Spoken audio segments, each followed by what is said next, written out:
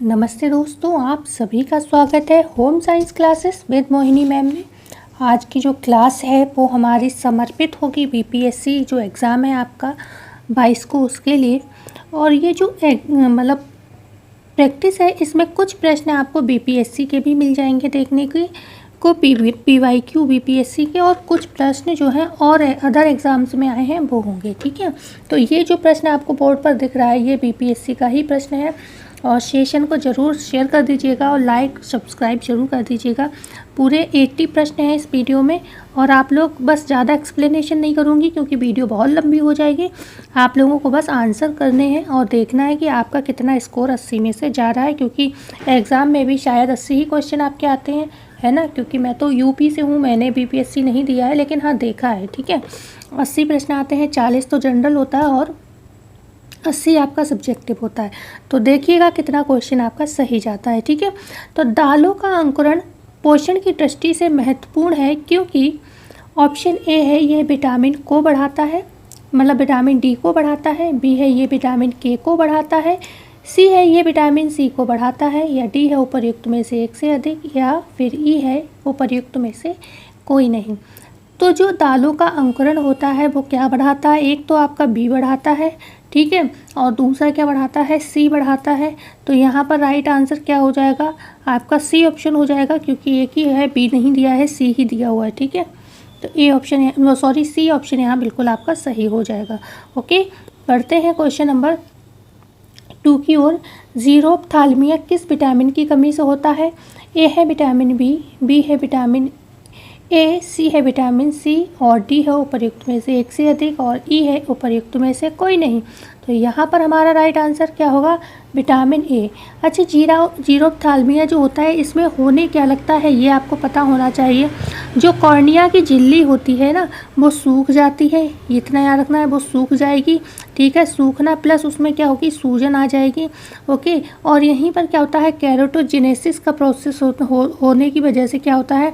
केराटोजेनेसिस का जो प्रोसेस होता है, मतलब टूटने की जो प्रक्रिया होती है यहाँ पर शुरू हो जाती है। केराटोजेनेसिस की समस्या हो जाती है यहाँ पर। तो क्या होता है? धुएंधार भाग हो जाता है। कॉर्निया का भाग कैसा हो जाता है? कॉर्निया कैसी हो जाती है? धुएंधार हो जाती है। यहीं पर कॉर्निया कैसी होती है? धुएंधार होती है। अगर ये पूछा जाए कि कॉर्निया किस में धुएंधार सी लगने लगती है, वो ज़ीरोफ्थाल्मिया में ही होता है। ठीक है, ओके, और यहाँ पर दिखाई देना बंद हो जाता है। ठीक है, लेकिन बिल्कुल रोशनी कहाँ जाती है? वो जाती है केराटोमलेशिया वाली कंडीशन में। ओके, तो यहाँ पर भी बी ऑप्शन आपका सही हो जाएगा। क्वेश्चन 3 है, प्रोटीन में नाइट्रोजन का प्रतिशत होता है, तो कितना प्रतिशत होता है नाइट्रोजन? 16, 18, 12, उपर्युक्त में से एक से अधिक, ई है इनमें से कोई नहीं। तो प्रोटीन में नाइट्रोजन का प्रतिशत 16 होता है। यहीं पे फॉस्फोरस पूछा जाए तो 7% होता है, और सल्फर हो गया आपका 3% होता है। तो ऐसे ही चीज़ें याद रखना, खासतौर से नाइट्रोजन ही ज़्यादा पूछा जाता है। क्वेश्चन 4 है, उपचारात्मक पोषण एवं खाद्य संरक्षण में कैरियर निम्नलिखित विशेषज्ञता से संबंधित है। ए है मानव विकास, बी है संसाधन प्रबंधन, सी है वस्त्र विज्ञान, डी है खाद्य एवं पोषण, ई है इनमें से एक से अधिक। तो यहाँ पर आंसर क्या हो जाएगा? खाद्य एवं पोषण, क्योंकि उपचारात्मक पोषण में बात कर रहे हैं तो हमारा डी ऑप्शन यहाँ पर हो जाएगा। ठीक है, न्यूट्रिशन साइंस में जो हेल्थ वाला पोर्शन होता है, डाइटेटिक्स जिसे कहते हैं, वो खाद्य एवं पोषण से संबंधित यहाँ पर कैरियर हो जाएगा। ठीक है, तो डी ऑप्शन सही होगा। क्वेश्चन नंबर 5 है, लैक्टोज में निम्नलिखित शामिल है। ए है केवल गैलेक्टोज का एक अणु, बी है गैलेक्टोज और ग्लूकोज का एक अणु, सी है गैलेक्टोज और फ्रक्टोज का एक अणु, डी है ग्लूकोज के 2 अणु, ई है निम्न में से एक से अधिक। तो यहाँ पर जो लैक्टोज में शामिल होता है तो वो आपका आंसर क्या होगा? वो होगा आपका बी ऑप्शन, गैलेक्टोज और ग्लूकोज का एक अणु। तो जब क्या होगा? देखो, गैलेक्टोज प्लस ग्लूकोज, ठीक है, ग्लूकोज क्या हो जाएगा? प्लस ग्लूकोज क्या हो जाएगा? आपका लैक्टोज हो जाएगा।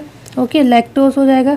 ऐसे अगर आपसे पूछा जाए, ओके, ऐसे ही अगर आपसे पूछा जाए ग्लूकोज प्लस ग्लूकोज क्या होगा? ठीक है, ग्लूकोज प्लस ग्लूकोज क्या होगा अगर पूछा जाए तो आपका हो गया माल्टोज हो जाएगा। ठीक है, माल्टोज हो जाएगा। ओके, ध्यान रखिएगा, ये चीज़ें बहुत पूछी जा सकती, क्योंकि यहाँ पर अगर पूछी गई हैं, ये आरपीएससी में पूछा गया तो ये भी पूछा जा सकता है ना। तो ग्लूकोज प्लस फ्रक्टोज अगर पूछा जाए क्या होगा, तो क्या होगा, तो यहाँ पर सुक्रोज हो जाएगा। ओके, ध्यान रखिएगा, ग्लूकोज मिलने से माल्टोज का निर्माण होता है, ग्लूकोज प्लस फ्रक्टोज मिलता है तो सुक्रोज का निर्माण होता है। तो जो भी मेन है मैं आपको बता दे रही हूँ, ठीक है। यहीं पे ग्लूकोज प्लस लैक्टोज मिलेगा तो गैलेक्टोज का निर्माण हो जाएगा, ठीक है। जब गैलेक्टोज और ग्लूकोज मिल रहा है तो लैक्टोज बन रहा है, और ग्लूकोज और गैलेक्टोज मतलब मिलेगा तो लैक्टोज बनेगा, तो लैक्टोज और ग्लूकोज मिलेगा तो गैलेक्टोज बन जाएगा, ठीक है। ये चीज़ें ध्यान रखिएगा। क्वेश्चन नंबर 6 है, ICMR 2020 के अनुसार एक स्वस्थ भारतीय युवा के लिए प्रोटीन की प्रस्तावित आहारीय मात्रा है। ए है 1.00 ग्राम किलोग्राम प्रतिदिन, बी है 1.03 ग्राम किलोग्राम दिन, सी है 0.83 ग्राम किलोग्राम दिन, डी है निम्न में से एक से अधिक, ई है निम्न में से कोई नहीं। तो यहाँ पर हमारा क्या आंसर होगा, वो होगा हमारा सी ऑप्शन। जो प्रोटीन की मात्रा है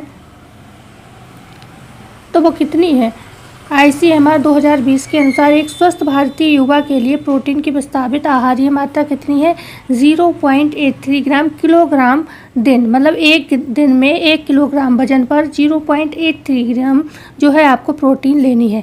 ओके, तभी तो 46 ग्राम निकल के आएगा आपके पूरे बॉडी वेट का।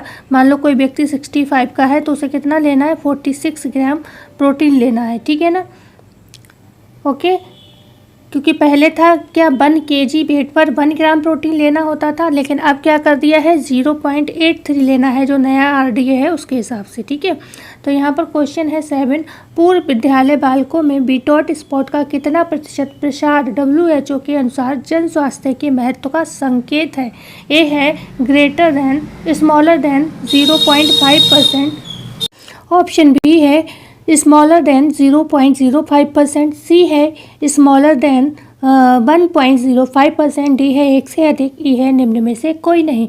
तो यहाँ पर किसका पूछा है, जो पूर्व विद्यालय बालकों में बीटॉट स्पॉट का कितना प्रतिशत WHO के अनुसार जन स्वास्थ्य के महत्व का संकेत करता है। पूर्व विद्यालय बच्चे जो कि स्कूल जाने से पहले के बच्चे हैं, मतलब 6 साल से पहले के बच्चे, ठीक है, उसकी बात यहाँ पर की जा रही है। तो वो आपका ऑप्शन हो जाएगा ए ऑप्शन, ठीक है, ए ऑप्शन हो जाएगा इस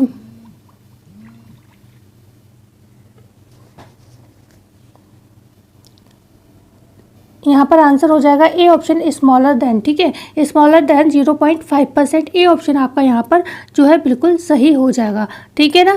क्वेश्चन नंबर 8 है, निम्नलिखित में से कौन सा खाद्य पदार्थ ओमेगा 3 बसीय अम्ल का अच्छा स्रोत है। ए है दूध, बी है अलसी के बीज, सी है सेब, डी है टमाटर, ई है निम्न में से कोई नहीं। तो इनमें से सबसे अच्छा जो खाद्य पदार्थ है बसीय अम्ल के लिए वो हो जाएगा बी ऑप्शन अलसी के बीज, ठीक है, अलसी के बीज यहाँ पर सही हो जाएगा बिल्कुल। ये क्या होता है, आँखों की रेटिना के लिए, ठीक है, आँखों की रेटिना के लिए अगर बात करें उसके लिए सही होता है, प्लस ब्लड प्रेशर के लिए भी इसे कम करने के लिए भी उपयोगी होता है, ठीक है, ब्लड प्रेशर को भी कम करता है अलसी के बीज, और आँखों की रेटिना के लिए भी फायदेमंद है। तो विटामिन ए की कमी से जो रतौंधी होता है उसमें भी कहीं ना कहीं ये हेल्प करेगा। ओके, बढ़ते हैं क्वेश्चन नंबर 9, भोजन का महत्वपूर्ण कार्य जिसमें नए ऊतक का निर्माण और मरम्मत शामिल है। ए है शरीर सौष्ठव, बी है रक्षात्मक, सी है नियामक, डी है निम्न में से एक से अधिक, ई है निम्न में से कोई नहीं। क्वेश्चन यह है भोजन का महत्वपूर्ण कार्य जिसमें नए ऊतक का निर्माण और मरम्मत शामिल है, तो वो हो जाएगा शरीर सौष्ठव। शरीर सौष्ठव में क्या होता है, मतलब नए ऊतक का निर्माण और मरम्मत दोनों ही शामिल होता है। रक्षात्मक आपके विटामिन वगैरह हो जाएंगे, ठीक है, विटामिन क्या है, रक्षात्मक पदार्थ होते हैं, और जो मतलब नियामक पदार्थ होते हैं वो कौन से होते हैं, खनिज होते हैं। ओके, खनिज होते हैं, खनिज नियामक भी होते हैं और निर्माणात्मक भी होते हैं, ठीक है। तो यहाँ पर ए ऑप्शन सही हो जाएगा। क्वेश्चन नंबर 10 है, निम्न में से कौन से प्रोटीन में एमिनो एसिड के साथ गैर प्रोटीन पदार्थ होता है। ए ऑप्शन है साधारण प्रोटीन व सरल प्रोटीन, बी है संयुक्त प्रोटीन, सी है पूर्ण प्रोटीन व अपूर्ण प्रोटीन, डी है निम्न में से एक से अधिक, ई है निम्न में से कोई नहीं। तो यहाँ पर आपका जो राइट आंसर होगा वो कौन सा होगा भाई, संयुक्त प्रोटीन होता है। क्यों, क्योंकि एमिनो एसिड के साथ गैर प्रोटीन पूछा है, तो क्या जैसे कि फास्फोरस, समझने के लिए फास्फोरस, ओके, अब फास्फोरस प्लस क्या है, प्रोटीन है। ओके, प्रोटीन है, तो एक तो ये प्रोटीन हो गया। ओके, दूसरा क्या हो गया, फास्फोरस हो गया, तो ये गैर प्रोटीन हो गया ना। फास्फोरस क्या है, फास्फोरस तो खनिज है, ठीक है, फास्फोप्रोटीन हो गया, सॉरी फास्फोप्रोटीन होगा, फास्फोप्रोटीन बन जाएगा। ओके, फास्फोप्रोटीन यहाँ पर बन जाएगा ये।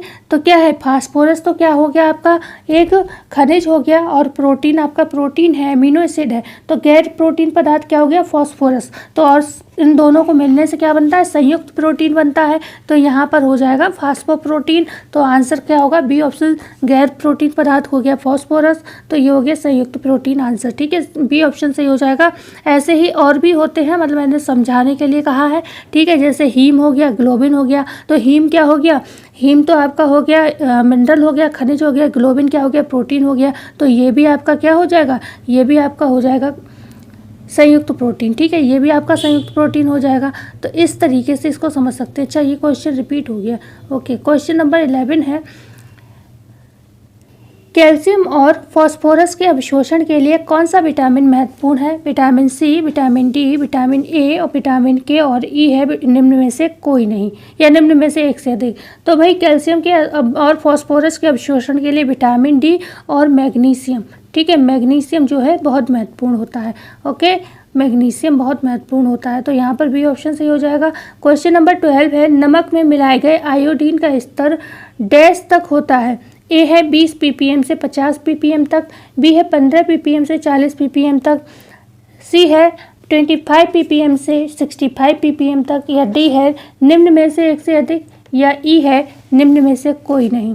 तो यहाँ पर जो आपका राइट आंसर होगा वो हो जाएगा बच्चों, क्या हो जाएगा आपका 15 ppm से 40 ppm तक हो जाएगा। और ये सिफारिश किसने की है, WHO ने इसकी सिफारिश की है, ठीक है, कि आयोडीन की कमी से विभिन्न प्रकार के स्वास्थ्य एवं विकास संबंधी विकार होते हैं। अतः WHO ने यहाँ पर सिफारिश की है कि घरेलू स्तर पर जो नमक में आयोडीन मिलाया जाता है तो उस आयोडीन का स्तर होना चाहिए कितना, 15 ppm से कितना होना चाहिए, 40 ppm तक होना चाहिए। अच्छा, ppm को क्या कहते हैं, पार्ट्स मिलियन, पार्ट्स पर मिलियन, ठीक है, पार्ट्स पर मिलियन, इधर लिख देती हूँ मिलियन। ओके, पार्ट्स पर मिलियन। ओके, ppm की जो फुल फॉर्म होती है पार्ट्स पर मिलियन। क्वेश्चन नंबर 13, कैसिया छाल का प्रयोग निम्नलिखित की मिलावट के लिए किया जाता है। ए है कॉफ़ी चाय, बी है तेज पत्ता, सी है दालचीनी, डी है निम्न में से एक से अधिक, ई है निम्न में से कोई नहीं। तो कैसिया छाल का जो प्रयोग किया जाता है वो दालचीनी में मिलावट के लिए किया जाता है, ठीक है, दालचीनी में जो है कैसिया छाल की मिलावट की जाती है, और ये मतलब काफ़ी हद तक इससे मिलती जुलती होती है, इसीलिए लोग पहचान भी नहीं पाते हैं। ओके, खाना बनाने में प्रयोग किया जाता है कैसिया छाल का भी और आपका दालचीनी का भी। क्वेश्चन नंबर 14 है, जीवन स्तर को प्रभावित करने वाला कारक है। ए है पारिवारिक आय, बी है परिवार का आकार, सी है धन एवं समय, डी है उपर्युक्त में से एक से अधिक, ई है उपर्युक्त में से कोई नहीं। तो जीवन स्तर को यहाँ पर प्रभावित करने वाला आपको कारक बताना है, जो कि आपका हो जाएगा इनमें से मतलब सभी हो जाएगा ना, डी ऑप्शन होगा, डी उपर्युक्त में से एक से अधिक, ठीक है, सभी हैं, परिवार का जो आय है, आकार है, धन है एवं समय है, ये सभी आपके जीवन स्तर को प्रभावित करती हैं। ओके, क्वेश्चन है 15, इनमें से किसका संबंध प्रबंधन से है, मतलब प्रबंधन से इनमें किस किस का संबंध है ये बताना है। तो हेनरी फ्योल का भी है, टेलर का भी है, गिलफ्रेथ का भी है, डी है उपर्युक्त में से एक से अधिक, या ई है निम्न में से कोई नहीं। बताइए किस किस का संबंध है यहाँ पर प्रबंधन से। तो यहाँ पर सभी ऑप्शन सही हो जाएगा, डी ऑप्शन सही हो जाएगा। यहाँ पर हेनरी फ्योल है, टेलर है, गिलब्रेथ है, ये सभी आपके प्रबंधन मैनेजमेंट से संबंधित हैं। क्वेश्चन नंबर 16 है, पारिवारिक लक्ष्यों की प्राप्ति के लिए कार्य करने की दिशा का खाका बनाने को कहते हैं। ए है योजना बनाना, बी है संगठित करना, सी है नियंत्रित करना, डी है उपर्युक्त में से एक से अधिक, ई है उपर्युक्त में से कोई नहीं। तो हमारा यहाँ पर जो राइट आंसर हो जाएगा ए ऑप्शन सही हो जाएगा, ठीक है। जब भी हम योजना बना लेते हैं, ठीक है, खाका बना लेते हैं तो क्या होता है, जो हमारे लक्ष्य होते हैं वो ईजिली हमें प्राप्त हो जाते हैं और हमारे मूल्य भी इससे डिस्टर्ब नहीं होते हैं, क्योंकि हमने सारी प्लानिंग जो है करके रखी हुई है इसलिए। ठीक है, तो पारिवारिक लक्ष्यों की प्राप्ति के लिए जो खाका बनाते हैं उसे हम कहते हैं योजना बनाना। सबसे पहले जो खाका बनता है वो हमारी प्लानिंग होती है। ठीक है ना। क्वेश्चन नंबर 17 है, एक इंटीरियर डिज़ाइनर के लिए निम्नलिखित में से कौन सी सबसे बड़ी चुनौती होगी? ए है कुछ अलग करना, बी है कुछ कार्यात्मक बनाना, सी है कुछ आकर्षक बनाना, डी है उपर्युक्त में से एक से अधिक, ई है उपर्युक्त में से कोई नहीं। तो यहाँ पर भी हमारा डी ऑप्शन सही होगा, उपर्युक्त में से एक से अधिक। क्यों होगा? जब कोई इंटीरियर डिज़ाइनर होता है तो उसे सबसे बड़ी चीज़ होती है कि हमेशा वो कुछ अलग करे, जिससे लुक अलग आए उसकी डेकोरेशन का, जो भी डिज़ाइन कर रहा है उसका। कुछ कार्यात्मक चीज़ें भी हो, उसमें कुछ नया हो शामिल जिसमें क्रिया की गई हो, और सी है कुछ आकर्षक भी बनाना चाहिए। ठीक है, तो कुछ आकर्षक बनाना, ये सारी जिम्मेदारी रहती है इंटीरियर डिज़ाइनर के पास। क्वेश्चन 18 है, अचार में मसाले एवं सिरके का प्रयोग भोजन परीक्षण के किस सिद्धांत पर आधारित है? ए है पीएच को कम करना, बी है ऑक्सीजन की उपलब्धता को नियंत्रित करना, सी है ऑक्सीजन को दूर करना, डी है उपर्युक्त में से एक से अधिक, ई है उपर्युक्त में से कोई नहीं। तो अचार में मसाले एवं सिरके का जो प्रयोग होता है भोजन के परीक्षण के किस सिद्धांत पर आधारित है? तो वो है पीएच को कम करना। ठीक है ना। जो अचार बनाए जाते हैं उसमें क्या होता है, सिरके का प्रयोग होता है, और ये प्रयोग किया जाता है पीएच को कम करने के लिए। जो सिरका होता है उसका सामान्य पीएच पूछा जाए कितना होता है, तो सामान्य जो पीएच होती है वो पीएच होती है 2 से 3%। ठीक है, 2 से 3% होता है सामान्य पीएच सिरके का। ओके, जो सिरका होता है क्या होता है, अचार को अम्लीय बना देता है। एसिटिक अम्ल, ठीक है, एसिटिक अम्ल होता है इसमें, आप जानते ही हो, ये तो पता ही होगा। एसिटिक अम्ल होता है सिरके में, और ये क्या करता है, अचार को अम्लीय रूप दे देता है। ठीक है, एसिटिक अम्ल और पानी का घोल होता है सिरका, यह ध्यान रखिएगा। क्वेश्चन 19 है, हमारे पास उपलब्ध संसाधनों का उपयोग करते समय संतुष्टि को अधिकतम करने के लिए निम्नलिखित में से कौन सा तरीका प्रभावी होगा? ए है संसाधनों का सही मात्रा में उपयोग करना, बी है संसाधनों को साझा करना, सी है उपलब्ध संसाधनों की पहचान करना, डी है उपर्युक्त में से एक से अधिक, ई है इनमें से कोई नहीं। आंसर आपको देना होगा, हमारे पास जो उपलब्ध संसाधन होते हैं उनको उपयोग करते समय संतुष्टि को अधिकतम करने का निम्नलिखित में से कौन सा तरीका है? तो एक तो संसाधनों का सही मात्रा में प्रयोग करना भी जरूरी है, उपयोग करना भी जरूरी है, भी है संसाधनों का साझा करना भी बहुत जरूरी है, और जो उपलब्ध संसाधन है उनकी पहचान करनी आनी चाहिए।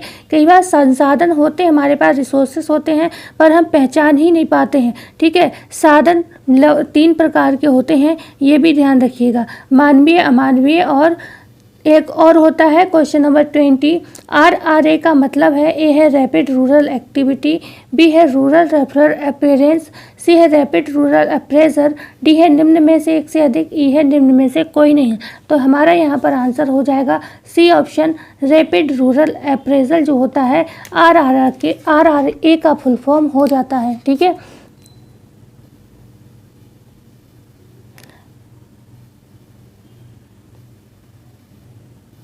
ठीक है, सी ऑप्शन सही हो जाएगा। बढ़ते हैं क्वेश्चन नंबर, अच्छा रैपिड रूरल प्रोग्राम में होता क्या है भाई? सबसे बड़ी चीज़ है यहाँ पर क्या होता है, तीव्र रूप में ग्रामीण का मूल्यांकन किया जाता है।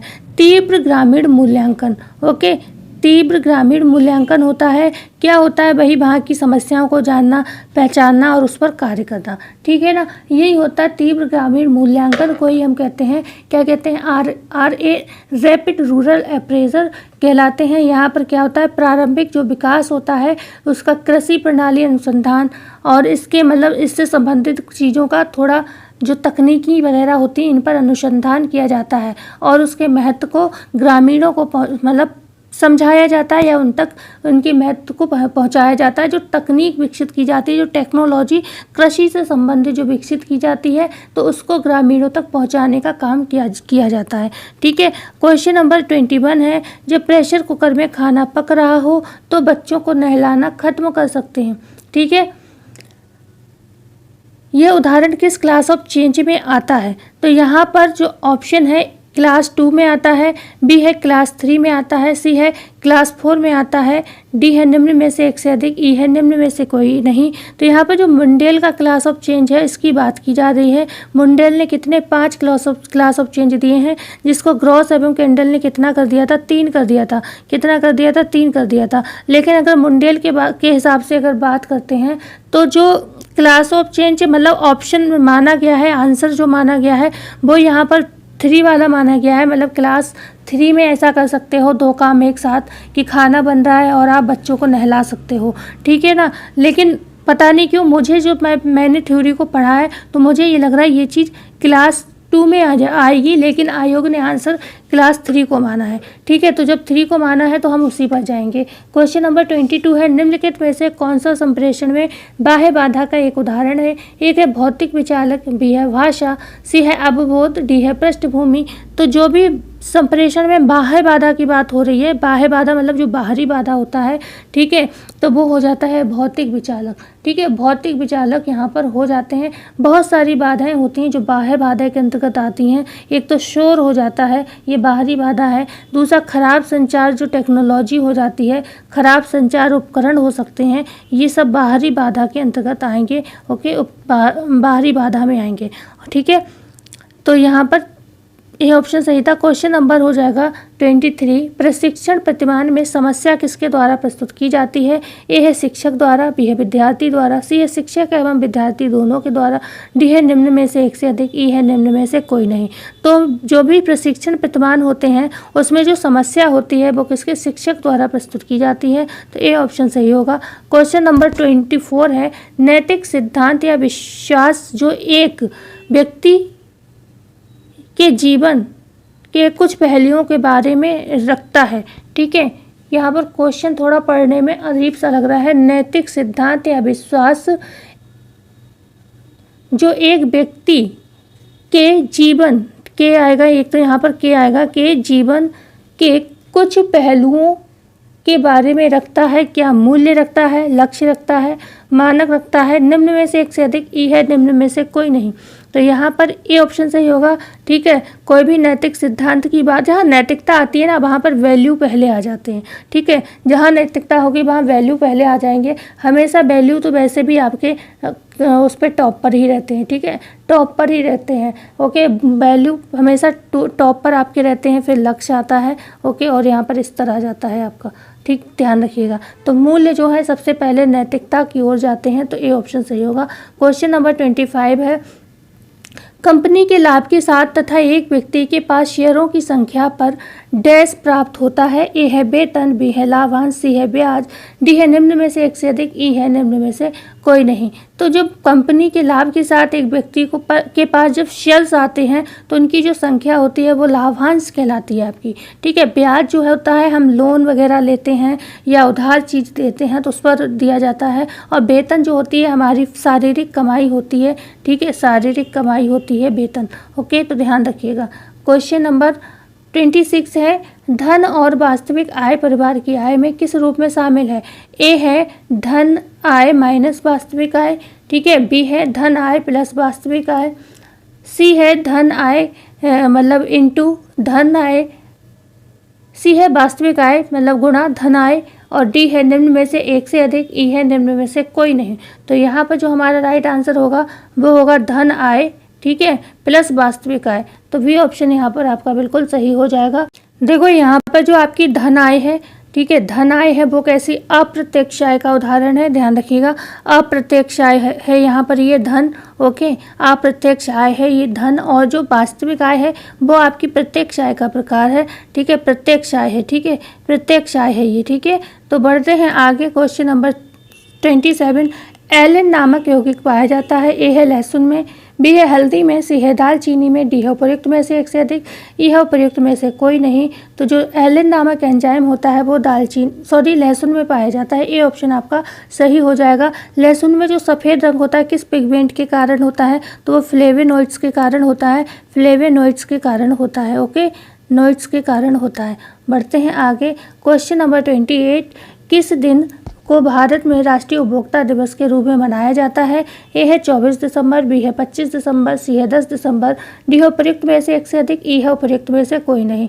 तो यहाँ पर भारत में जो राष्ट्रीय उपभोक्ता दिवस के रूप में मनाया जाता है वो मनाया जाता है ए है 24 दिसंबर। यहीं पर विश्व उपभोक्ता दिवस की बात करेंगे, विश्व उपभोक्ता दिवस की बात करेंगे तो हमारा क्या हो जाएगा 15 मार्च। ठीक है, 15 मार्च आंसर हो जाएगा। बढ़ते हैं आगे, क्वेश्चन नंबर 29। PFA का पूरा नाम क्या है? ए है prevention of food adulteration act, b है prevention of food product order, c है prevention of food acid, d है उपयुक्त में से एक से अधिक, ई है उपयुक्त में से कोई नहीं। तो यहाँ पर जो राइट आंसर होगा वो होगा आपका A option, prevention of food adulteration act. A option सही हो जाएगा। कब आता है ये अधिनियम? इसे हिंदी में कहते हैं खाद्य अपमिश्रण निवारण अधिनियम, हिंदी में कहते हैं इसे। और 1954 में ये आया था। ठीक है, 1954 में ये आया था। इसमें कुछ संशोधन भी किए गए, जो कि एक किया गया था 1964 में। ठीक है, 64 में, दूसरा किया गया था 1976 में। ओके, और एक गया था 1986 में। तो ये इसके महत्वपूर्ण संशोधन है और यहाँ से भी प्रश्न पूछे जाते हैं। किससे संबंधित है ये? भोजन में मिलावट, संदूषण से सुरक्षा प्रदान करने से और जो उपभोक्ता के खतरे होते हैं मिलावट संबंधी जो कि स्वास्थ्य पर प्रभाव डालती हैं उनसे बचाव के लिए ये जो है आया है। ठीक है, PFA। क्वेश्चन नंबर 30 है, चौथी अंतर्राष्ट्रीय महिला कॉन्फ्रेंस कहाँ हुई थी? ए है मैक्सिको, बी है बीजिंग, सी है नाइजीरिया, डी है उपर्युक्त में से एक से अधिक, ई है उपर्युक्त में से कोई नहीं। तो चौथी अंतर्राष्ट्रीय महिला कॉन्फ्रेंस कहाँ हुई थी? अगर बात करें तो बी ऑप्शन हमारा सही होगा, ये बीजिंग में हुई थी। ठीक है, बीजिंग में हुई थी, ध्यान रखिएगा। क्वेश्चन नंबर 31 है, रोपण से लेकर गर्भावस्था के 8वें सप्ताह तक का समय क्या कहलाता है?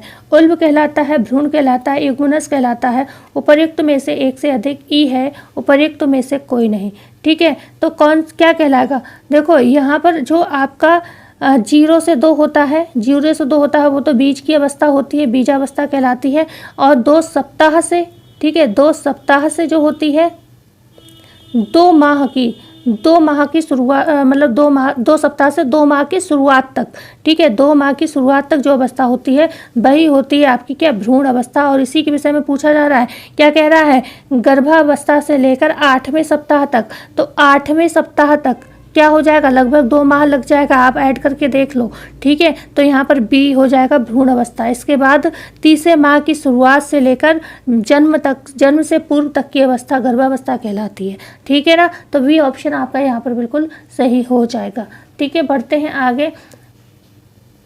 क्वेश्चन नंबर 32 है, शरीर में विटामिन के का मुख्य कार्य किसमें होता है? ए है रक्त जमाव, बी है एंटीऑक्सीडेंट के रूप में, सी है दृष्टि के रखरखाव में, डी है उपयुक्त में से एक से अधिक, ई है निम्न में से कोई नहीं। तो यहाँ पर जो होगा, शरीर में विटामिन के का मुख्य कार्य क्या होता है? रक्त जमाव में होता है। ठीक है ना, ये क्या करता है, विटामिन के जो होता है प्रोथाम्बिन के रूप में क्या करता है, रहता है और प्रोटीन पर ये निर्भर होता है। ठीक है, प्रोटीन पर ये निर्भर रहता है विटामिन के, ये भी ध्यान रखिएगा। ओके, और यही रक्त का थक्का बनाता है जब कभी चोट फेट लगती है तब। क्वेश्चन नंबर 33 है, 1 ग्राम वसा कितनी कैलोरी प्रदान करता है? ए है 5 किलो कैलोरी, बी है 7 किलो कैलोरी, सी है 9 किलो कैलोरी, डी है निम्न में से एक से अधिक, ई है उपर्युक्त में से कोई नहीं। तो आज भाई सेशन को एक बार शेयर कर दीजिए। आप जो भी नए जुड़ रहे हैं सब्सक्राइब जरूर कर दीजिए भाई। ठीक है, पूरा आपके लिए पूरे 80 क्वेश्चन लाई हूँ और इन्हें बनाना इतना आसान नहीं होता है। और मैं तो सारे काम, मेरे पास तो कोई सिस्टम नहीं है, ना कोई और करने वाला है। प्रश्न भी खुद बनाना है, टाइप भी खुद करना है, क्लास भी खुद रिकॉर्ड करना है, शेयर भी, सब कुछ A to Z काम मैं अकेले करती हूँ। बड़ी बड़ी कोचिंग में भाई पैसे होते हैं और वो हर काम के लिए अलग अलग व्यक्ति को रखते हैं, तो उतना मेहनत टीचर का नहीं जाता है, बस पढ़ाना रह जाता है। पर यहाँ पर तो सारे काम खुद ही करने पड़ते हैं। ठीक है, तो सी ऑप्शन यहाँ सही हो जाएगा। 1 ग्राम वसा कितनी कैलोरी प्रदान करती है?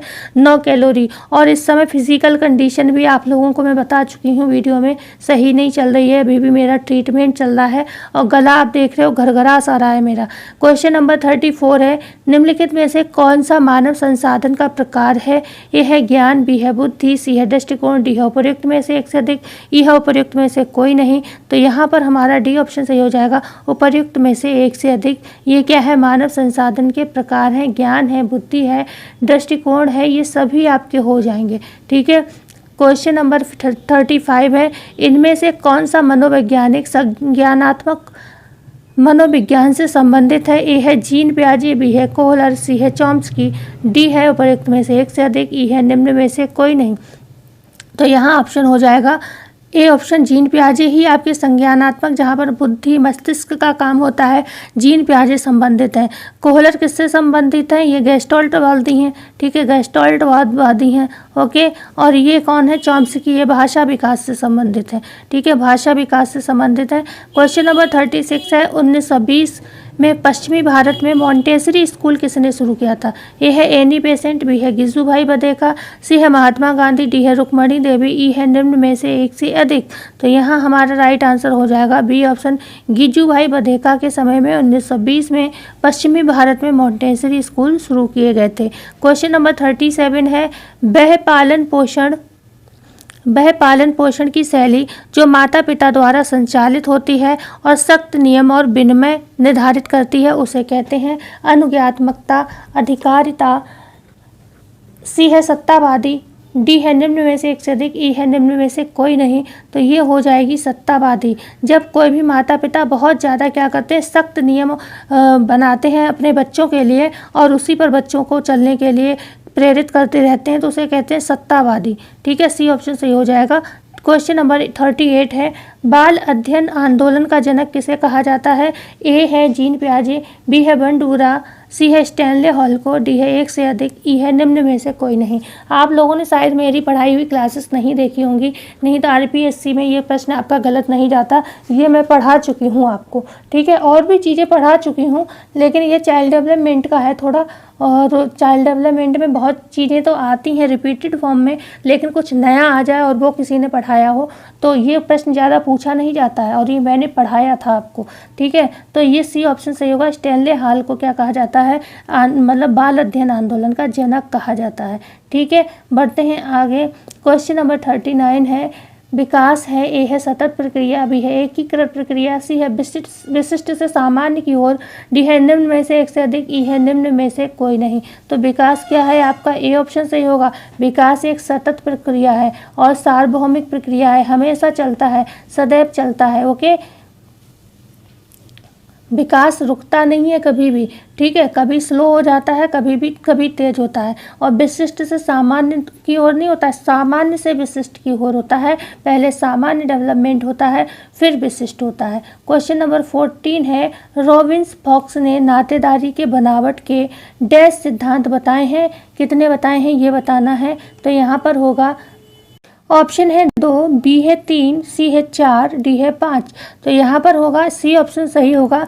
4 सिद्धांत रॉबिन्स फॉक्स ने नातेदारी के बनावट के बताए हैं। ठीक है, तो रॉबिन्स फॉक्स ने कितने बताए हैं सिद्धांत? 4 सिद्धांत यहाँ पर बताए हैं। रॉबिन्स कौन थे? ये एक एंग्लो अमेरिकन कौन थे? मानव विज्ञानी थे।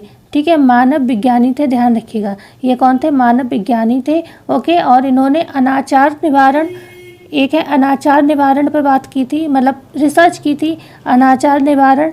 ओके, दूसरा था इनका विवाह प्रणाली पर इन्होंने रिसर्च की, विवाह प्रणाली। ओके, विवाह प्रणाली पर भी रिसर्च की थी इन्होंने। और किस पर की थी? इन्होंने नातेदारी के विषय पर, और यही बात पूछा जा रहा है आपसे। तो नातेदारी में इन्होंने क्या बताया था? 4 सिद्धांत नातेदारी के ऊपर भी इन्होंने बताए थे। ठीक है, आगे बढ़ते हैं। आगे बात कभी भी जब ऐसे क्लास करेंगे कम क्वेश्चन वाली, तब हम इस पर डिस्कस करेंगे। अभी आप सीधे सीधे मेन चीज़ें जान लीजिए। क्वेश्चन 41 है, निम्नलिखित में से कौन सी किशोरावस्था की विशेषता नहीं है? ए है परिवर्तन का काल, बी है संक्रमण का काल, सी है यथार्थता का काल, डी है समस्याओं की बहुलता, ई है निम्न में से एक से अधिक। तो भाई किशोरावस्था की विशेषता इनमें से कौन सी नहीं होगी? सी ऑप्शन, यथार्थता का काल। देखो, परिवर्तन का काल भी होता है, संक्रमण काल भी होता है, समस्याओं की बहुलता भी होती है किशोरावस्था में, लेकिन यथार्थता नहीं होती है। ठीक है, जो भी वो सोचते हैं वो हमेशा यथार्थ नहीं होता है। ओके, काल्पनिक सपने देखते हैं। ओके, और स्टैनले हॉल ने इसको तनाव और तूफान की अवस्था भी कहा है, ध्यान रखिएगा, स्टैनले हॉल ने। ओके, तनाव और तूफान की अवस्था भी कहा है इसी को, किशोरावस्था को। क्वेश्चन 42 है, विकास की प्रक्रिया के दौरान वृद्धि और विकास के संकेतक क्या कहलाते हैं? ए है सिद्धांत, बी है मील का पत्थर, सी है परिपक्वता, डी है निम्न में से एक से अधिक, ई है निम्न में से कोई नहीं। तो विकास की प्रक्रिया के दौरान वृद्धि और विकास के जो संकेतक होते हैं और यही क्या कहलाते हैं? मील का पत्थर कहलाते हैं। ठीक है, यही मूल जो है मील के पत्थर कहलाते हैं। जैसे कि इस एज में क्या होता है, विकास की प्रक्रिया में क्या होता है आपके लिए? शिक्षा है, स्वास्थ्य है, रोजगार है, ठीक है, लैंगिक समानता होती है, ये सारे संकेतक जो होते हैं और साथ ही साथ एक आर्थिक विकास भी होता है। अगर ये सारी चीज़ें मिल जाती हैं, सही से प्राप्त हो जाती हैं किसी व्यक्ति को, तो ये उसके लिए मील का पत्थर साबित होती हैं। ठीक है, और ये चीज़ें अगर नहीं मिल पाती हैं तो विकास कहीं ना कहीं व्यक्ति का अवरुद्ध होता है। ओके, क्वेश्चन नंबर 43 है, शिक्षा मनोविज्ञान शैक्षिक अभिवृद्धि एवं विकास का क्रमबद्ध अध्ययन है। ये परिभाषा किसके द्वारा दी गई है? ए है जुड के द्वारा, बी है ट्रो के द्वारा, सी है स्टेफन के द्वारा, डी है निम्न में से एक से अधिक, ई है निम्न में से कोई नहीं। तो शिक्षा मनोविज्ञान शैक्षिक अभिवृद्धि एवं विकास का क्रमबद्ध अध्ययन है और यह परिभाषा जो दी है वो दी है स्टीफन ने। सी ऑप्शन सही हो जाएगा। ठीक है, क्वेश्चन नंबर 44 है, वह अवस्था जब बच्चा केवल खुद से प्यार करता है कहलाती है विषम लैंगिक अवस्था। भाई विषम तो आप समझ गए होंगे, किसी दूसरे से प्यार करना। समलैंगिक अवस्था चरण, समलैंगिक में अपने समान लिंग से लोग अट्रैक्ट होते हैं। सी है आत्ममुक्त चरण, डी है निम्न में से एक से अधिक, ई है निम्न में से कोई नहीं। लेकिन यहाँ पर बात हो रही है खुद से प्यार करता है, खुद जैसे से नहीं। अगर समलैंगिक चरण में क्या होता है, अपने समान, लड़का लड़की की लड़के की तरफ अट्रैक्ट होगा, लड़की लड़की की तरफ अट्रैक्ट होगा। विषम में क्या होगा, लड़की लड़के की प्रति होगा और लड़का लड़की की प्रति होगा। लेकिन आत्ममुक्त क्या होता है, ये बाल्यावस्था की एक अवस्था होती है और बच्चा केवल खुद से प्यार करता है यहाँ पर। ठीक है, सी है आत्ममुक्त अवस्था कहलाती है। क्वेश्चन नंबर 45 है, नहीं, किशोरावस्था में ही एक कंडीशन होती है जिसमें व्यक्ति खुद से प्यार करता है। क्वेश्चन नंबर 45 है, मानव विकास का अध्ययन निम्नलिखित में से संबंधित है। ए है किसी व्यक्ति के शारीरिक, मनोवैज्ञानिक, सामाजिक विकास से, एक व्यक्ति की समस्याओं तथा जरूरतों से, पारिवारिक संबंधों से, डी है निम्न में से एक से अधिक, ई है निम्न में से कोई नहीं। ठीक है, कोई नहीं कर लीजिए, ये दो ऑप्शन सेम हो गए, कोई नहीं। ठीक है, इसको कर लीजिए लास्ट वाले को। तो यहाँ पर 45 क्वेश्चन का आंसर आपको देना है। तो यहाँ पर डी ऑप्शन आपका बिल्कुल सही हो जाएगा।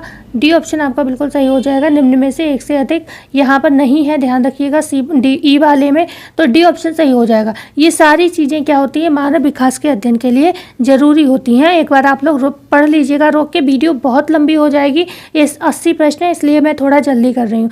मनोविज्ञान का गेस्टॉल्ट स्कूल किसके द्वारा प्रतिपादित किया गया? ए है हर्बर्ट स्पेंसर, बी है मैक्स बर्दाइमर द्वारा, सी है कार्ल जुंग, डी है निम्न में से एक से अधिक, ई है निम्न में से कोई नहीं। अब यहाँ पर सिर्फ अगर आपको गेस्टॉल्टवादी पता होते कौन है तो आप आंसर कर जाते। अब यहाँ पर गेस्टॉल्टवादी कौन है, सिर्फ एक ही व्यक्ति दिख रहा है, मैक्स बर्दाइमर। ठीक है, और कौन है, कोहलर है, ओके, और कोम्फा है। अब यही लोग करेंगे ना स्कूल स्टार्ट गेस्टॉल्ट। जो गेस्टॉल्टवादी होगा वही तो गेस्टॉल्ट स्कूल बनाएगा, तो वो मैक्स बर्दाइमर हो जाएगा। यहीं पर अगर कोहलर कोम्फा दिया होता तो ये भी आंसर हो जाता।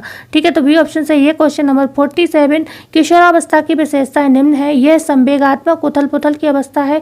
बी है इस अवस्था के दौरान यौन विकास होता है। सी है यह अपनी पहचान खोजने की एक अवस्था है। डी है उपर्युक्त में से एक से अधिक, ई है निम्न में से कोई नहीं। तो यहाँ हमारा आंसर होगा डी ऑप्शन, उपर्युक्त में से एक से अधिक। ओके, क्वेश्चन नंबर 48 है, काल्पनिक श्रोता दर्शक संबंधित हैं। ए है संवेदी कामक अवस्था से, बी है किशोरावस्था से, सी है मूर्त संक्रियात्मक अवस्था से, डी है निम्न में से एक से अधिक, ई है निम्न में से कोई नहीं। तो काल्पनिक श्रोता दर्शक किससे संबंधित हैं, ये आपको बताना है। काल्पनिक श्रोता दर्शक किससे संबंधित हैं, तो वो हो गया आपका बी, किशोरावस्था से। ठीक है, काल्पनिक श्रोता कौन होते हैं भाई, किशोर होते हैं। ओके, क्वेश्चन नंबर 49 है, बच्चों में प्यार और सुरक्षा की कमी का क्या परिणाम होता है? ए है अंगूठा चूसना, बी है अत्यधिक क्रोध, सी है डर तथा भय, डी है विनाशकारी विचार, ई है निम्न में से कोई नहीं। तो यहाँ पर बच्चों में प्यार और सुरक्षा की कमी से एक गुण विकसित हो जाता है, वो होता है अंगूठा चूसना। ठीक है, अंगूठा चूसना यहाँ होगा। Question number 50, dry cleaning dash के उपयोग के बिना कपड़ों की सफाई है। अभी जस्ट मैंने कल परसों में ही जो क्लासेस आपको पढ़ाई हैं, अगर आपने वो ध्यान से देखी होंगी ड्राई क्लीनिंग वाली क्लास, पास, तो आप ये आंसर आराम से कर लोगे। जलीय घोल बी है फ्लोरोकार्बन विलायक, सी है पेट्रोलियम विलायक, डी है उपयुक्त में से एक से अधिक, ई है उपयुक्त में से कोई नहीं। तो ड्राई क्लीनिंग कैसी होती है भाई? जलीय घोल के बिना होती है, ठीक है। तो किसके उपयोग के बिना बात हो रही है? तो जलीय घोल मतलब पानी का प्रयोग नहीं किया जाता है ड्राई क्लीनिंग में।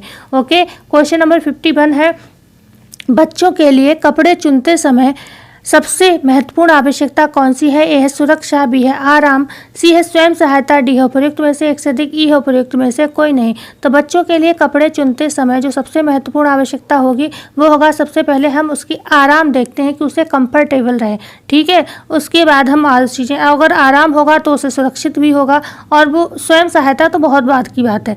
पहले उसको, कोई भी छोटे बच्चे कपड़े ले रहे हो तो उसमें ये देखो उसे आराम मिलना चाहिए, उसे कंफर्टेबल होना चाहिए। क्वेश्चन नंबर 52 है, परिधान डिजाइनिंग में खड़ी रेखा निम्नलिखित प्रभाव देती हैं। एक व्यक्ति को मोटा छोटा दिखाती हैं, बी है व्यक्ति को पतला व लंबा दिखाती हैं, सी है परिधान को मजबूत बनाते हैं, डी है उपयुक्त में से कोई नहीं, ई है उपयुक्त में से एक से अधिक। देखो, कोई बच्चा अगर इसलिए क्लास छोड़ दे कि हम बहुत जल्दी बोल रहे हैं तो ये उसकी गलती होगी, वो वीडियो को रोक के भी पढ़ सकता है। ओके, जल्दी तो इसलिए बोल रहे हैं कि आपका पेपर है, आपको ज़्यादा फालतू समय ना देना पड़े, ठीक है। तो परिधान डिजाइनिंग में खड़ी रेखा निम्नलिखित प्रभाव देती है, किस चीज़ का?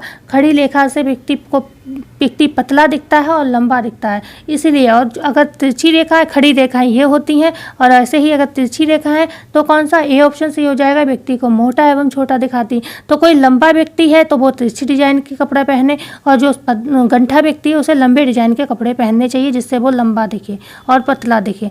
क्वेश्चन नंबर 53 है, जूट से बना कपड़ा भारी और साधारण बुनाई वाला कपड़ा कहलाता है। ए है cambric, बी है साली, सी है बर्लैप, डी है वेटेस्ट, ई है निम्न में से एक से अधिक। तो वो होता है बर्लैप बोरा, ठीक है। जो बर्लैप बोरा कपड़ा होता है वो जूट से बना कड़ा, भारी और साधारण बुनाई वाला कपड़ा होता है।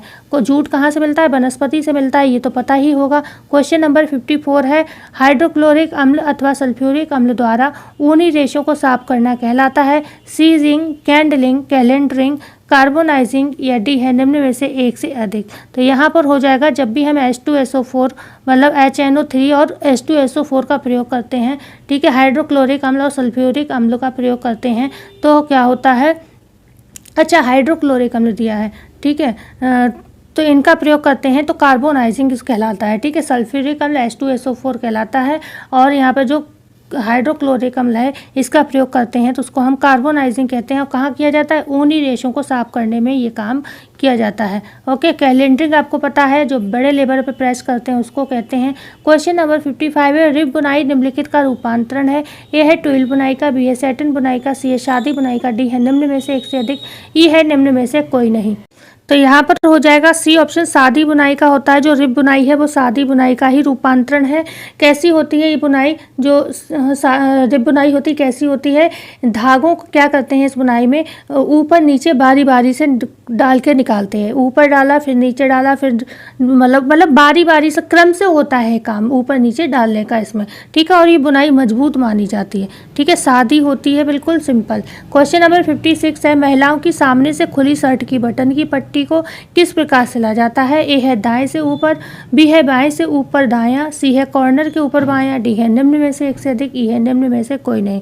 तो बी ऑप्शन सही होगा, बाएं के ऊपर दायां, ठीक है। जो हमारी महिलाओं में होती है, जो शर्ट होती है, खुली शर्ट बटन की पट्टी जो होती है वो बाएं के ऊपर दायां होती है। और यहीं अगर पुरुषों की बात करेंगे तो यहाँ पर उनका उल्टा हो जाता है, उनका होता है दाएं के ऊपर बायां, ठीक है। तो यहाँ पर ये डिफरेंस है पुरुष और स्त्री दोनों की शर्ट में। क्वेश्चन 57 है, वार्डरोब की योजना किस आधार पर होनी चाहिए? ए है व्यवसाय, बी है मौसम, सी है अवसर, डी है उपर्युक्त सभी, ई है निम्न में से कोई नहीं। तो यहाँ पर उपर्युक्त सभी होगा भाई। हम जब भी वार्डरोब की योजना बनाते हैं तो हम व्यवसाय के हिसाब से बनाते हैं, ठीक है, मौसम के अनुसार भी बनाते हैं और अवसर के अनुसार भी बनाते हैं। तो डी ऑप्शन सही होगा। क्वेश्चन 58 है, कौन सी फुलकारी में कांच के टुकड़ों को परिधि के चारों ओर बटन होल सिलाई के साथ सिला जाता है? ए है कसूती, बी है सुबेर, सी है सीसेदार, डी है निम्न में से एक से अधिक, ई है निम्न में से कोई नहीं। तो यहाँ पर जो होती है आंसर सही हो जाएगा, वो हो जाएगा सी ऑप्शन, सीसेदार। देखो कांच शब्द पकड़ोगे ना, कांच के टुकड़े की बात हो रही है तो भाई सीसेदार होगी ना। ओके, क्वेश्चन नंबर 59 है, थर्मोसोल करियर उच्च तापमान और उच्च डाई दबाव किसके साथ रंगाई के तरीके हैं? थर्मोसोल कैरियर उच्च तापमान और उच्च मतलब हाई दबाव होगा, हाई होगा, डाई नहीं होगा यहाँ पर। हाई दबाव किसके साथ रंगाई का तरीका है? ए ऑप्शन है डिस्पर्स डाई, बी है मिनरल डाई, सी है वेजिटेबल डाई, या डी है निम्न में से एक से अधिक, या फिर ई है निम्न में से कोई नहीं। तो यहाँ पर आपका ऑप्शन हो जाएगा, क्या होगा भाई? ए ऑप्शन होगा डिस्पर्स डाई। ठीक है, डिस्पर्स डाई ए ऑप्शन सही होगा। क्वेश्चन नंबर 60 है, पटोला की उत्पत्ति निम्नलिखित स्थान पर हुई थी? ए है करनाल, बी है ग्वालियर, सी है पाटन, डी है निम्न में से एक से अधिक, ई है निम्न में से कोई नहीं। तो पटोला की जो उत्पत्ति हुई थी वो हुई थी बी ऑप्शन, पाटन नामक स्थान पर। ठीक है, तो सी ऑप्शन सही हो जाता है। क्वेश्चन नंबर 61 है, निम्नलिखित में से कौन सा करेखे का एक भाग है जिसके बीच में एक छेद या आंख वाला तार जिसके मध्य से ताना को सूत में पिरोया जाता है? ए है हील्ड सॉफ्ट, इसे हील्ड सॉफ्ट को हीडल भी कहते हैं, ध्यान रखिएगा, हीडल। ओके,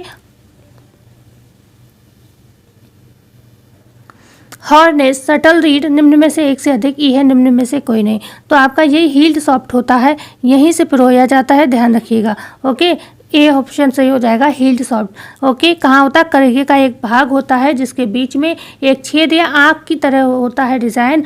ओके, वहीं से क्या होता है? आपका ताना पिरोया जाता है, सूत पिरोया जाता है। ओके, क्वेश्चन नंबर 62 है, विभिन्न कमरों के लिए फर्नीचर का चयन निम्न आधार पर नहीं किया जाना चाहिए? ए है उपयोग के लिए उपयुक्तता, बी है कारीगरी की गुणवत्ता, सी है निर्माण तथा परिसज्जा, या फिर डी है अनुकरण। यहाँ पर आंसर आपको देना है, क्या होगा? तो यहाँ पर हो जाएगा आपका डी ऑप्शन सही हो जाएगा। ओके, डी ऑप्शन आपका यहाँ पे बिल्कुल सही हो जाएगा, अनुकरण। ओके, विभिन्न कमरों के लिए फर्नीचर का चयन निम्न आधार पर नहीं किया जाना चाहिए, मतलब अनुकरण, एक ही काम रोज रोज नहीं करना चाहिए। ठीक है, क्वेश्चन नंबर, मतलब कुछ नया करना चाहिए। क्वेश्चन नंबर 63 है, अभ्रक और कांच डैश के उदाहरण है? ए है खनिज रेसे, बी है पुनरुत्पादक रेसे, सी है कृत्रिम रेसे, डी है निम्न में से एक से अधिक, ई है निम्न में से कोई नहीं। तो ये जो अभ्रक और कांच होते हैं ये खनिज के अंतर्गत आते हैं, तो ए ऑप्शन आपका बिल्कुल यहाँ पर सही हो जाएगा। क्वेश्चन नंबर 64 है, छोटे तंतुओं को हटाने और बाकी को करीने से समानांतर रखने की प्रक्रिया कहलाती है? ए है कार्डिंग, बी है ओपनिंग, सी है कॉम्बिंग, डी है उपयुक्त सभी, ई है निम्न में से कोई नहीं। बस एक शब्द ही पर्याप्त था इस क्वेश्चन के आंसर के लिए, समानांतर करना। कहाँ करते हैं? कॉम्बिंग में करते हैं, छोटे अलग बड़े अलग। ठीक है, क्वेश्चन नंबर 65 है, कैम्ब्रिक, इतने ज़्यादा क्वेश्चन कोई इतने कम समय में आपको नहीं कराएगा, बस ये हो सकता है लाइव क्लास में दुनिया भर की बातें और पढ़ाई कम। तो अगर आप सही से सच में पढ़ना चाहते हो तो हमारे हिसाब से ये ऑफलाइन जो क्लास देती हूँ ये सबसे बढ़िया क्लास होती है। 65 है, कैम्ब्रिक तथा पॉपलिन में प्रयुक्त बुनाई है? ट्विल बुनाई, प्लेन बुनाई, बास्केट बुनाई, उपयुक्त में से सभी, ई है निम्न में से कोई नहीं। तो यहाँ पर जो हमारा राइट आंसर हो जाएगा कैम्ब्रिक तथा पॉपलिन में, तो यहाँ पर बी ऑप्शन सही हो जाएगा, प्लेन बुनाई। ठीक है, प्लेन बुनाई जो होती है कैम्ब्रिक तथा पॉपलिन इसी से बनाए जाते हैं। ओके, क्वेश्चन नंबर 66 है, प्रसार शिक्षा का प्रथम चरण है? ध्यान, आकर्षण, संतुष्टि, रुचि, निम्न में से एक से अधिक, निम्न में से कोई नहीं। तो आपको मैंने एक ट्रिक बताई है, 8C कैसे। ठीक है, 8C कैसे, ओके, कैसे बताई है ना। तो यहाँ पर क्या होगा? अट्रैक्शन होगा, अट्रैक्शन मतलब ये ऑप्शन सही होगा, ध्यान आकर्षण। ठीक है, ओके, उसके बाद इंटरेस्ट, फिर डिज़ायर, फिर कन्विक्शन, फिर नॉलेज, फिर क्या होगा? ए से एक्शन, फिर सेटिस्फेक्शन, फिर इवेल्यूशन। ओके, तो यहाँ पर सभी आपने याद कर लिए होंगे, मैंने ट्रिक बताई है आपको, वीडियो में देख सकते हो। क्वेश्चन नंबर 67, अंतर्राष्ट्रीय स्वास्थ्य दिवस कब मनाया जाता है? ए है 7 अप्रैल, बी है 7 जून, सी है 5 जून, डी है 9 दिसंबर। तो यहाँ पर अंतर्राष्ट्रीय स्वास्थ्य दिवस मनाया जाता है 7 अप्रैल को। ठीक है, 7 अप्रैल को मनाया जाता है, और इसी दिन WHO की मतलब स्थापना भी मानी जाती है, 7 अप्रैल 1948। ओके, और कहीं कहीं 1946 में दिया है। क्वेश्चन नंबर 68 है, यूनिसेफ की स्थापना कब हुई? ए है 1945, बी है 1946, सी है 1947, डी है 1948। तो यूनिसेफ की स्थापना कब हुई? 1946 में, इसके हिसाब से। और वैसे एक आंसर और मिलेगा 1948। तो अगर ये वाला दिया हो तो आप इसे मत देना, जब ये ना दिया हो तो आप इसे 1946 लगा सकते हो। ओके, 1945 में क्या आता है? आपका यूनिसेफ आता है, और 1946 में यूनिसेफ आता है। 1945 में एक और होता है जो कहलाता है आपका FAO। ठीक है, FAO। ठीक है, क्वेश्चन नंबर 69 है, प्रथम गृह विज्ञान महाविद्यालय की स्थापना किस राज्य में हुई? ए है नई दिल्ली, बी है उत्तर प्रदेश, सी है पंजाब, डी है निम्न में से एक से अधिक, ई है निम्न में से कोई नहीं। तो यहाँ हो जाएगा आपका नई Delhi lady Irwin college, okay, जो कि प्रथम गृह विज्ञान महाविद्यालय है और दिल्ली में स्थापित किया गया। क्वेश्चन नंबर 70 है, प्रसार शिक्षा एक टेस्ट विधि है। ए है अव्यवहारिक शिक्षण, बी है सामूहिक शिक्षण, सी है व्यवहारिक शिक्षण, डी है निम्न में से एक से अधिक, ई है निम्न में से कोई नहीं। ठीक है, तो यहाँ पर हो जाएगा सी ऑप्शन, एक व्यवहारिक शिक्षण है। प्रसार शिक्षा कैसा शिक्षण है? एक व्यवहारिक शिक्षण है, ओके, और हमेशा सदैव चलता है रहता है, ये भी प्रसार क्रिया भी हमेशा चलती रहती है। क्वेश्चन नंबर 71 है, प्रसार शिक्षा शब्द का प्रयोग सर्वप्रथम सन 1873 में कहाँ किया गया? ए है हार्वर्ड विश्वविद्यालय, बी है टेक्सास, सी है कैम्ब्रिज विश्वविद्यालय, डी है निम्न में से एक से अधिक, ई है निम्न में से कोई नहीं। तो ये हो जाएगा आपका कैम्ब्रिज विश्वविद्यालय में 1873 में सबसे पहले प्रसार शब्द का प्रयोग किया गया। क्वेश्चन नंबर 72 है, ड्वाक्रा का क्रियान्वयन करती है? ए है DWCRA को ड्वाक्रा कहते हैं और इसका क्रियान्वयन केंद्र सरकार करती है, राज्य सरकार, जिला परिषद, निम्न में से कोई नहीं या निम्न में से एक से अधिक। तो इसका काम जो होता है जिला परिषद के द्वारा किया जाता है, तो सी ऑप्शन सही होगा। अच्छा, ड्वाक्रा आया कब था? तो ये 1980 में आया था। ठीक है, भारत सरकार की ये योजना थी और ये 1980 में आया था। ठीक है, ग्रामीण विकास से संबंधित ये भी चीज़ें इसमें भी, मतलब जो महिलाएं थीं और जो बच्चे थे उनके लिए, क्योंकि इसकी फुल फॉर्म ही यही है, development of women and children in rural India, rural area, मतलब गांव में जो बच्चे हैं, महिला हैं, उनके लिए ये योजना आई थी। क्वेश्चन नंबर 73 है, उज्ज्वला स्कीम की शुरुआत हुई? ए है 4 दिसंबर 2007, बी है 4 दिसंबर 2005, 1 मई 2016, डी है 12 दिसंबर 2008। तो यहाँ पर आपका ऑप्शन हो जाएगा क्या? सी ऑप्शन सही होगा, 1 मई 2016। ठीक है, उज्ज्वला स्कीम की शुरुआत हुई थी 1 मई 2016 को, डी ऑप्शन सही हो जाएगा। क्वेश्चन नंबर 74 है, संचार के किस माध्यम में तस्वीरें प्रत्यक्ष रूप से सामने दिखाई जाती हैं? ए है फ्लैश कार्ड में, बी है फिल्म स्ट्रिप, सी है टेलीविजन, डी है उपश्यामपट। ठीक है, तो यहाँ पर फ्लैश कार्ड आंसर नहीं होगा। फ्लैश कार्ड में तो क्या होता है, आपको स्टोरी समझाई जाती है, मतलब 1 बाय 1 दिखा कर, लेकिन फिल्म स्ट्रिप जो होता है उसमें तस्वीरें प्रत्यक्ष रूप से सामने दिखाई जाती हैं। क्वेश्चन नंबर 75 है, सामुदायिक विकास योजना का आरंभ किया गया? ए है 9 मई 1958, बी है 8 जून 1971, सी है 2 अक्टूबर 1952 और डी है 15 जनवरी 1960। तो यहाँ पर सी ऑप्शन सही हो जाएगा, 2 अक्टूबर 1952, मतलब 2 अक्टूबर 1952 जो है आपका सामुदायिक विकास योजना का समय रहा। क्वेश्चन नंबर 76 है, परिवर्तन के वर्ग का विचार सर्वप्रथम किसने दिया? ए है मुंडेल ने, बी है गिलबर्ट ने, सी है मल्टीमैन ने, डी है निखिल एवं डॉल्सी ने। तो यहाँ पर आपका आंसर होगा मुंडेल ने। कितने वर्ग दिए? 5 वर्ग दिए, ध्यान रखिएगा, ओके, कार्य सरलीकरण से संबंधित थे।